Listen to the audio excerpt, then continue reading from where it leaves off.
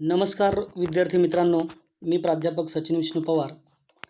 आज तुम्हाला आपल्या इयत्ता 12वीतील इंग्रजी विषयामधील lesson number 1.3 the cop and anthem हा शिकवणार आहे. तर चला आपण रायटरच्या इंट्रोडक्शनपासून त्याला सुरुवात करूया. लक्षपूर्वक ऐकतील, काळजीपूर्वक बघतील, जेणेकरून तुम्हाला तो पटकन कळावा अशी तुम्हा सर्व विद्यार्थ्यांकडून मला अपेक्षा आहे. तर चला सुरुवात करूया. O Henry was born in 1862 and was died in 1910. O Henry यांचा जन्म 1862मध्ये झाला आणि 1910मध्ये ते निधन पावले. William Sidney Porter, an American writer, is better known by his pen name O Henry. आता ॲक्च्युली ओ हेनरी यांचं खरं नाव विल्यम सिडनी पोर्टर असं होतं. ते एक अमेरिकन रायटर होते आणि त्यांना ओ हेनरी या टोपण नावाने त्यांना ओळखलं जायचं किंवा ते परिचित होते. He was a voracious reader since childhood. आता वॉरिशियसचा अर्थ एखादी गोष्ट आवडीची असणे किंवा हवीशी असणे. खरा अर्थ होतो खादाड असणे, पण या ठिकाणी अर्थ असा होतो की ते लहानपणापासूनच वाचनाचे खूप मोठे चाहते होते. वाचनाची त्यांना खूप आवड होती.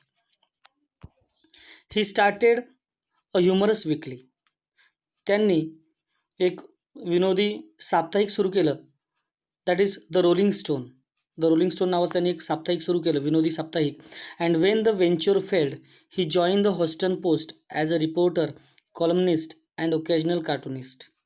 आणि जेव्हा त्यांनी हे ह्युमरस वीकली म्हणजे विनोदी साप्ताहिक सुरू केलं, ज्यावेळेस त्यांना असं वाटलं की त्यांनी सुरू केलेला हा धाडसी उपक्रम जेव्हा अयशस्वी झाला, तेव्हा ते हॉस्टन पोस्टमध्ये reporter, columnist and occasional cartoonist म्हणून ते रुजू झाले. आता या ठिकाणी आपण सिंपल काही अर्थ समजून घेऊया. व्हेंच्युअर म्हणजे धाडसी किंवा साहसी, फेल्ड म्हणजे अयशस्वी, जॉईन म्हणजे रुजू होणे किंवा त्या ठिकाणी सामील होणे, रिपोर्टर म्हणजे बातमीदार, कॉलमनिस्ट म्हणजे स्तंभलेखक जे लेख किंवा आर्टिकल्स लिहितात ते, ओकेजनल कार्टुनिस्ट म्हणजे व्यंगचित्रकार म्हणून त्यांनी त्या ठिकाणी काम केलं. Next paragraph. The story the cop and the anthem is one of O Henry's well known stories. म्हणजेच the cop and the anthem ही कथा ओ हेनरींच्या सुप्रसिद्ध कथांपैकी एक कथा आहे. To describe his style of writing, people have often use the term smile with tears, which implies his twisted way of thoughts and ending in almost every story. त्यांच्या लिखाणाच्या शैलीचे वर्णन करण्यासाठी लोक अनेकदा अश्रूंचे हास्य हा शब्द वापरतात, ज्यातून प्रत्येक गोष्टीत त्यांचे विचार आणि त्यांनी गोष्टीला किंवा त्या स्टोरीला शेवट या ठिकाणी आपल्याला तो दिसून येतो. आता याच्यामध्ये डिस्क्राईब म्हणजे वर्णन करणे, स्टाईल ऑफ रायटिंग म्हणजे लेखन कौशल्य किंवा लेखनशैली, स्माईल विथ टीयर्स म्हणजे अश्रूंचे हास्य, इम्प्लाइज म्हणजे त्यांच्या जे लिखाणातून त्यांनी सुचवलं, अँड ट्विस्टेड वे म्हणजे turning point. Next paragraph. In this story the main character Soapy is a vagabond. या कथेमध्ये मुख्य पात्र सोफी ही भटक्या आणि and a person with a criminal background, भटक्या आणि गुन्हेगारी पार्श्वभूमी असलेली ही व्यक्ती आहे. आता मेन कॅरेक्टर म्हणजे कोण? मुख्य पात्र. वॅगाबॉन्ड म्हणजे इकडे तिकडे फिरणारा, भटक्या असा पण अर्थ घेऊ शकतो. क्रिमिनल बॅकग्राऊंड म्हणजे अशी व्यक्ती का जे क्राईम्स करतं. He makes different plans to reenter the prison as he has no shelter to protect himself from the severe winter. या ठिकाणी सोफी हे जे कॅरेक्टर आहे ते वेगवेगळ्या प्रकारचं प्लॅन्स करतं की जेणेकरून त्याला प्रिझनमध्ये जाता येईल. रिएंटर म्हणजे प्रिझनमध्ये सारखं तो जाण्याचा प्रयत्न करतो.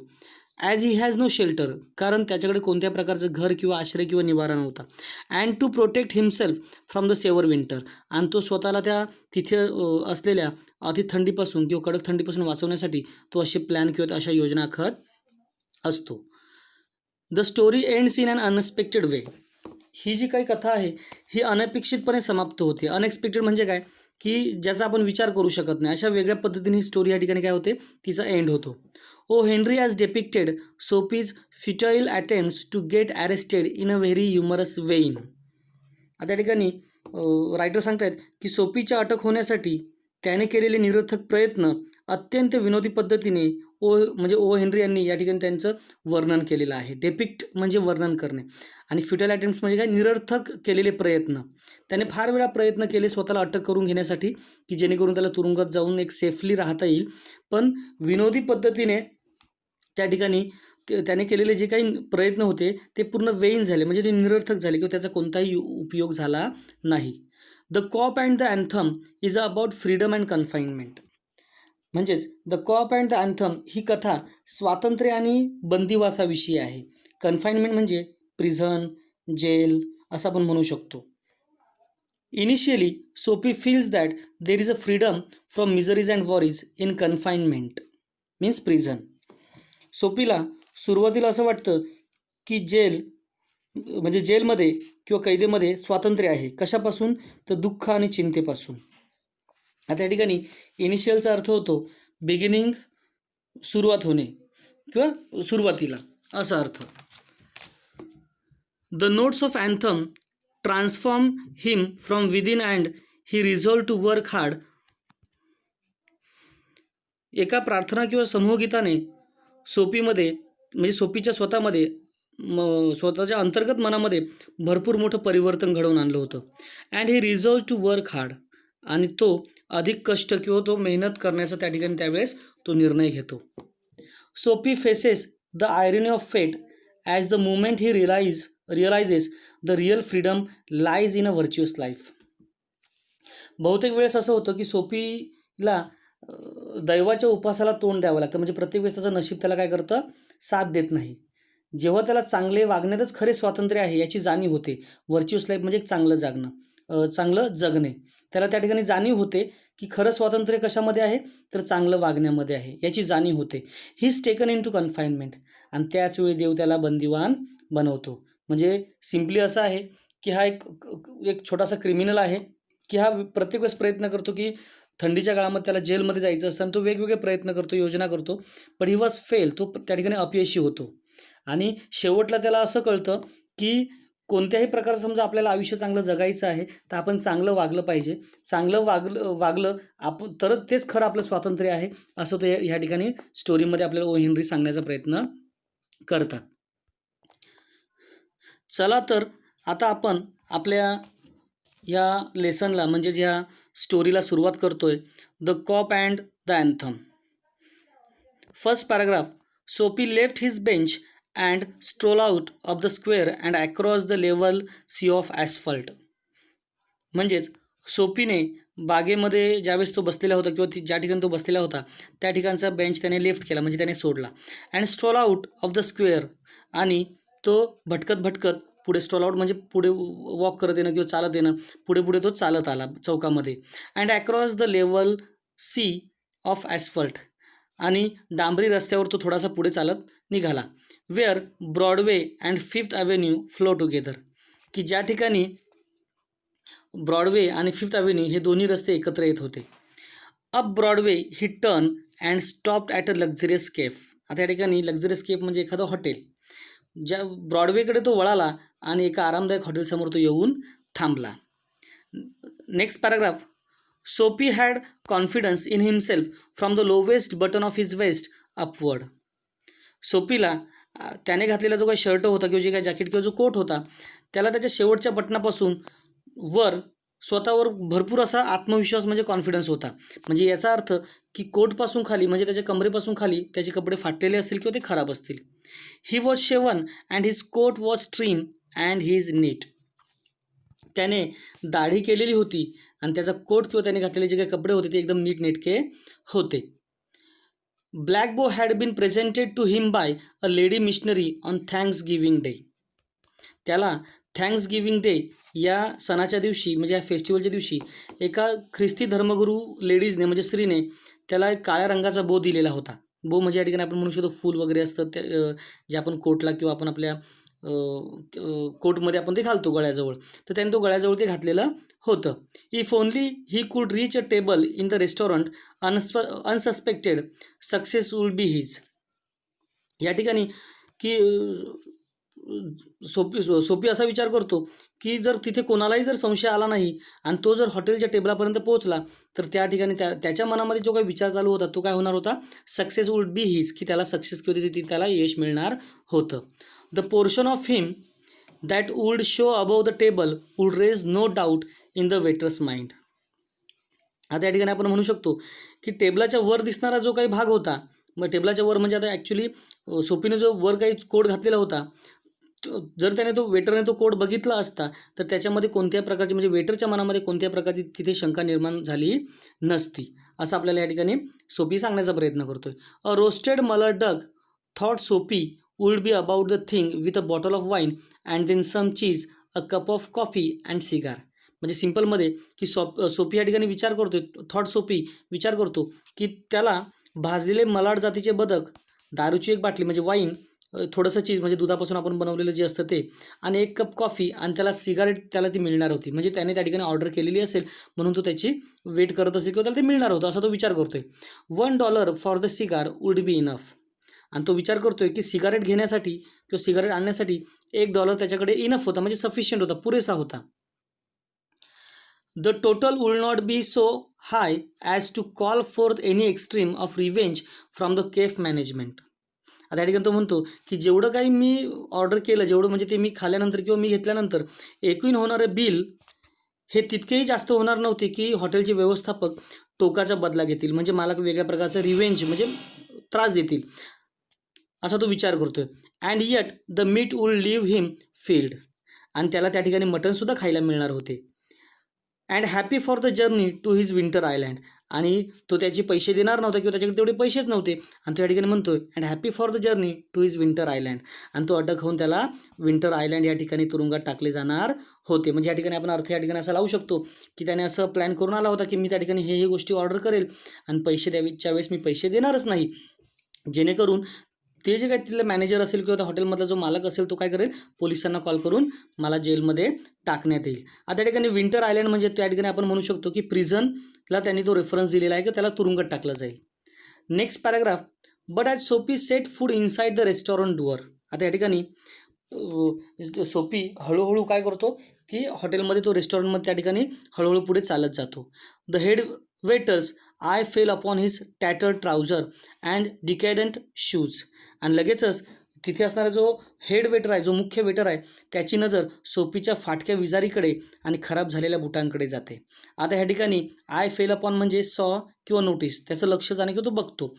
टॅटर ट्राउझर म्हणजे काय, फाटलेले कपडे किंवा थोडेसे खराब झालेले. अँड डिकेंडंट शूज, डिकेंडंटचा अर्थही तोच होतो की ओल्ड किंवा एकदम जुने झालेले त्याने बुटं घातलेली असतील. Strong and ready hands turn him about and convey him in silence and has to the sidewalk and averted the ignoble fate of menace mallard. आता या ठिकाणी अर्थ आपण पूर्ण समजून घेऊया की त्या ठिकाणी ज्यावेळेस त्या वेटरने बघितलं त्याने त्याच्या बळकट आणि तत्पर हातांनी सोपीला लगेच मागे वळवले आणि शांतपणे समजावलं. कन्वेड हिम इन सायलेन्स, शांतपणे समजावलं. And has to the sidewalk, आणि त्याला सांगितलं की त्याला सांगितलं म्हणजे त्याला बाजूला करण्यात आलं. अँड ॲव्हर्टेड द इग्नोएबल फेट ऑफ द मॅनास मलाड. आता इग्नोएबल म्हणजे काय, डिसऑनरेबल. त्याला बाजूला करण्यात आले आणि त्या घाबरलेल्या बदकाचे लाजिरवाणे नशीब त्या ठिकाणी टळले. आता इग्नोएबल म्हणजे काय की त्या ठिकाणी सोपीने प्लॅन केलेला होता की मी त्या ठिकाणी ते बदक खाईल, त्या ठिकाणी हे 2-3 त्या वस्तू खाईल, पण त्या ठिकाणी त्याला बाहेर काढण्यात आलं आणि त्याच्यामुळे तो जो काय बदक आहे किंवा तो जे काय मॅनॅक्ट मलड आहे त्याला त्याच्यावर होणारा काही जो काही हे आहे त्याचा धोका टळला, असा अर्थ आपण या ठिकाणी लावू शकतो. Next paragraph. सोपी टर्न ऑफ ब्रॉडवे. आता त्या ठिकाणी सोपी बाहेर आल्यानंतर किंवा सोपीला बाहेर काढून दिल्यानंतर सोपीने तो ब्रॉडवे सोडला, म्हणजे तो त्या रस्त्याकडून पुढे निघाला. It seem that his route to the coveted island was not to be an easy one. आता या ठिकाणी तो म्हणतोय की त्याला असं वाटत होतं की त्याच्या अत्यंत आवडत्या म्हणजे विंटर आयलँडवरील तुरुंगात जाणं एवढं सोपं नाही. म्हणजे त्याने एक प्लॅन केलेलं होतं की त्याला त्या आयलँडमध्ये जायचं होतं. तर कवेटेडचा अर्थ काय, ग्रेटली डिझायर्ड, म्हणजे त्याची खूप इच्छा होती की बाबा असं काहीतरी करून मी कशात जाईल, त्या आयलँड म्हणजे त्या प्रिझन म्हणजे तुरुंगात जाईल, असं ते सांगण्याचा प्रयत्न करतोय. Some other way of entering the limbo must be devised. आणि तो त्या ठिकाणी विचार करतो की आता लिंबो म्हणजे काय, border place between heaven and hell, म्हणजे याचा अर्थ जेल किंवा प्रिझन म्हणजे तुरुंग, की तो असा विचार करतो की आता तुरुंगात जाण्यासाठी वेगळा कोणता तरी नवीन मार्ग डिवाइज्ड म्हणजे फाइंड आउट करावा लागेल किंवा त्याला शोधावा लागेल. Next paragraph. At a corner of 6th Avenue, electric lights and cunningly displayed wears behind plate glass made a shop window attractive. आता ठिकाणी लेखक सांगतात आपल्याला की 6th Avenue या रस्त्यावरील एका कॉर्नरला एक छोटंसं दुकान होतं. There was electric lights and cunningly displayed wears, आणि त्या ठिकाणी इलेक्ट्रिक म्हणजे विजेचे दिवे किंवा म्हणजे लाईट होती, आणि त्या ठिकाणी कनिंगली डिस्प्लेड वेअर्स, आणि काही ठिकाणी त्या ठिकाणी त्या दुकानामध्ये काचेच्या वस्तू आतमध्ये ठेवलेल्या होत्या, प्लेट ग्लास वगैरे. And made a shop window attractive, आणि त्या खिडकीमध्ये ठेवलेले जे काही त्या वस्तू होत्या काचेच्या वगैरे काय असतील त्या एकदम आकर्षक होत्या, म्हणजे त्या एकदम अट्रॅक्ट करत होत्या. सोफी टूक a stone and dash it through the glass, आणि लगेचच सोफीने त्या ठिकाणी एक दगड हातामध्ये उचलला, स्टोन म्हणजे दगड त्याने उचलला, and dash it through the glass, dash म्हणजे थ्रो करणं, आणि त्याने त्या काचेच्या दिशेने काय केला, तो फेकून मारला. People came running round the corner, लगेच आसपासचे लोक त्या ठिकाणी रनिंग म्हणजे पळत पळत त्या ठिकाणी आले, आणि त्यांनी बघितलं की नक्की कोणी फेकलंय. The corner. A policeman in the lead, आणि त्या लोकांच्या पुढेच अगोदरच कोण होतं, पोलीसवाला धावत आलेला होता. Soapy stood still with his hands in his pockets, आणि सोफी मस्तपैकी खिशामध्ये शांतपणे हात घालून त्या ठिकाणी उभा होता. And smile at the sight of brass buttons, आणि तो काय करतो, त्या ब्रास बटनकडे बघून तो स्माईल देतो. त्या ठिकाणी ब्रास बटन म्हणजे ॲक्च्युली आपण असं म्हणू शकतो की that brass button stands for policeman, म्हणजे ज्यावेळेस पोलीसवाला त्या ठिकाणी खाकी वर्दी घालून धावत येतो त्यावेळेस त्याच्या कोटला किंवा त्याच्या शर्टाला असलेले जे बटन आहेत ते ब्रासचे आहेत. मग त्या ठिकाणी तो मुद्दामून त्या ठिकाणी त्यांना पोलीस आल्याचं बघून तो हसतो. Where is the man that done that, हे जे काय कोणी केलं, हे करणारा माणूस नक्की कुठे गेला, कुठे आहे तो, असं दॅट इन्क्वायर पोलीस ॲगिटेडली, आणि त्या ठिकाणी ॲगिटेडली म्हणजे काय, पोलिसांनी रागाने त्याला चिडून ते विचारलं.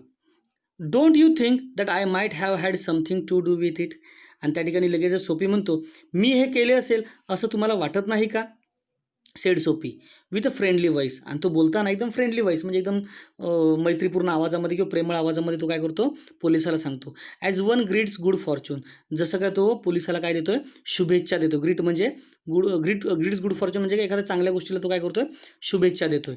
The policeman refuse to accept Soapy even as a clue, पोलिसाने पुरावा म्हणूनही सोफीला स्वीकारण्यास काय केला, नकार दिला. म्हणजे या ठिकाणी पोलिसमॅन मानायलाच तयार नाही का हे जे कोणी काच फोडले ती सोफीने फोडले असं तो मानत नाही. भले त्या ठिकाणी सोफी त्याला क्लू देतो, म्हणजे त्या ठिकाणी पुरावा देण्याचा प्रयत्न करतो. Men who smash windows do not remain to chat with the police, आणि त्या ठिकाणी ते म्हणण्याचा प्रयत्न करतात की जी लोक दुकानाच्या खिडक्या किंवा काचा फोडतात ती लोक पोलिसांशी काही गप्पा मारत बसत नाहीत, म्हणजे त्या ठिकाणी चॅट करत नाहीत. They take to their heels, ते लगेचच काय करतात, त्या ठिकाणावरून पळ काढतात किंवा तिथून पळून जातात.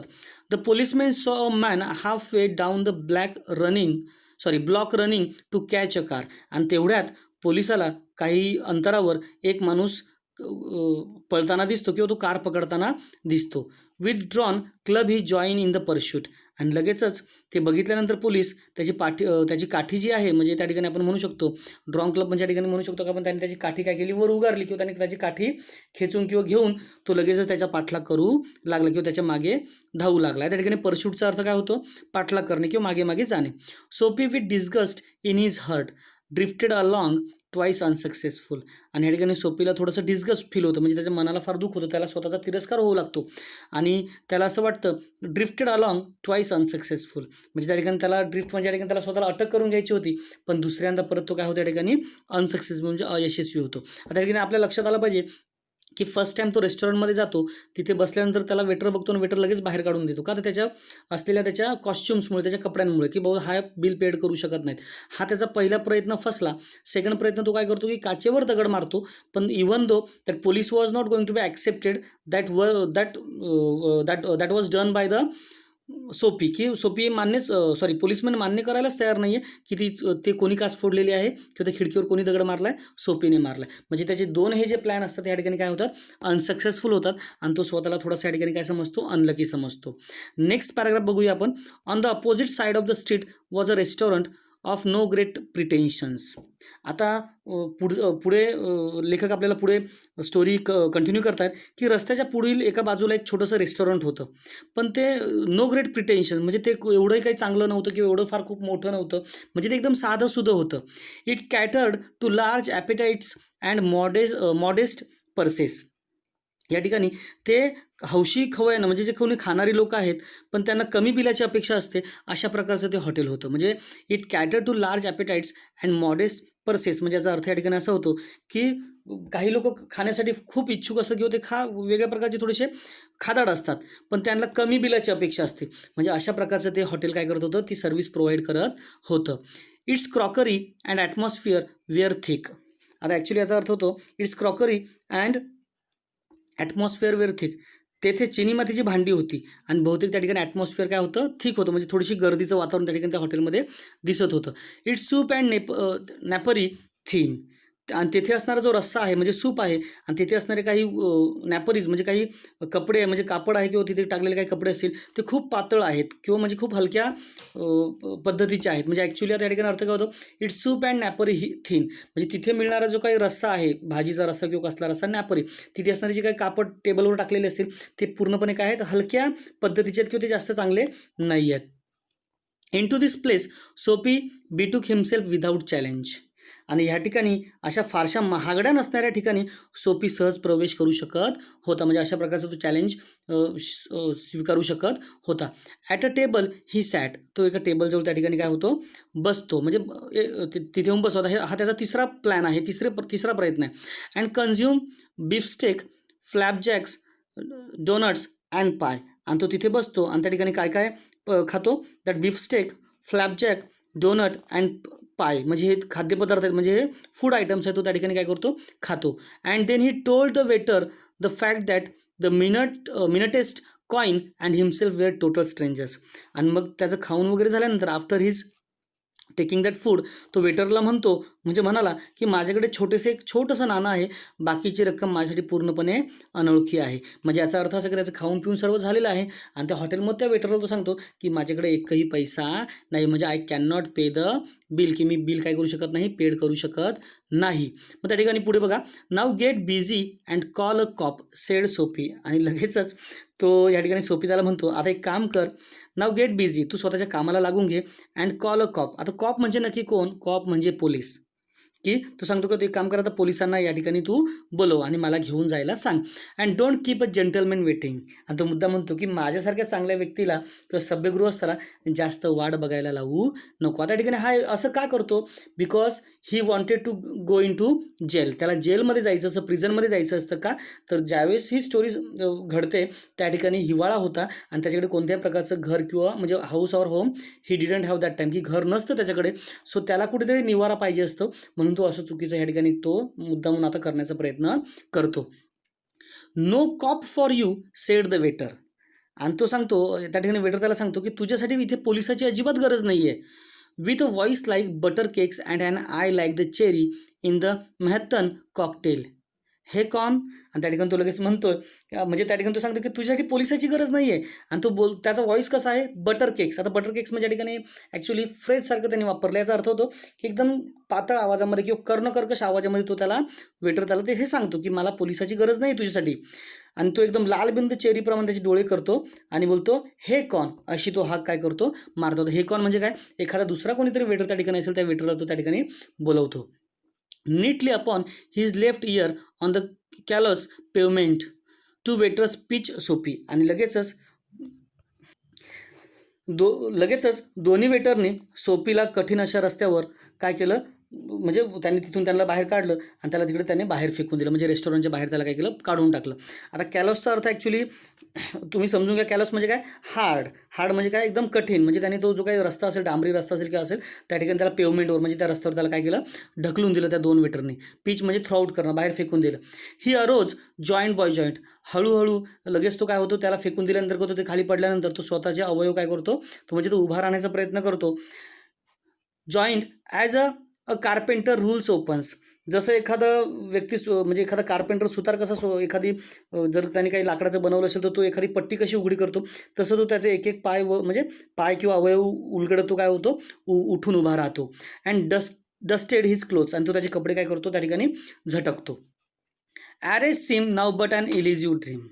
अटक होणे हे आता मला त्याला भ्रामक स्वप्न वाटू लागतात. या ठिकाणी म्हणजे याचा अर्थ की तिसऱ्या ठिकाणी त्याने हा प्लॅन सक्सेसफुल करण्याचा प्रयत्न केला, पण त्या वेटर लोकांनी त्याने एवढं खाल्लं वगैरे, पण त्यांनी पोलिसांना न बोलवता त्याला डायरेक्ट काय करून टाकलं, बाहेर हॉटेलच्या बाहेर त्याला काय केलं, ढकलून दिलं किंवा फेकून दिलं. आणि या ठिकाणी सोपी विचार करतोय की अटक होणं ही आता माझ्यासाठी एक स्वप्न आहे, ड्रीम आहे, भ्रामक म्हणजे आता हे फक्त मी कल्पना करू शकतो, हे काही सत्यात उतरणार नाही. The island seem very far away. आणि तो म्हणतो की ते आयलँड, आता आयलँड म्हणजे काय, ॲक्च्युली त्या ठिकाणी आयलँड म्हणजे तो जेल, की बोलतो आता जेलमध्ये जाणं हे माझ्यासाठी खूप आता दूर असं मला वाटतं. म्हणजे विंटर आयलँड म्हणजे तुरुंगात जाणं आता माझ्यासाठी खूप काय आहे, अवघड किंवा मला दूर आहे. A policeman who stood before a drug store 2 doors away laughed and walk down the street. आणि या ठिकाणी अगदी 2 घरं पुढे, आता 2 घरं पुढे म्हणजे का 2 दरवाजे पुढे थोडंसं काही पावलांवर एका औषधाच्या दुकानासमोर त्या ठिकाणी एक पोलीस उभा असतो. आणि ज्यावेळेस सोपीला बाहेर हाकललं जातं किंवा फेकलं जातं, त्यावेळेस ते बघून तो पोलीस हसतो आणि परत तो रस्त्याने पुढे काय होऊ लागतो, चालू लागतो.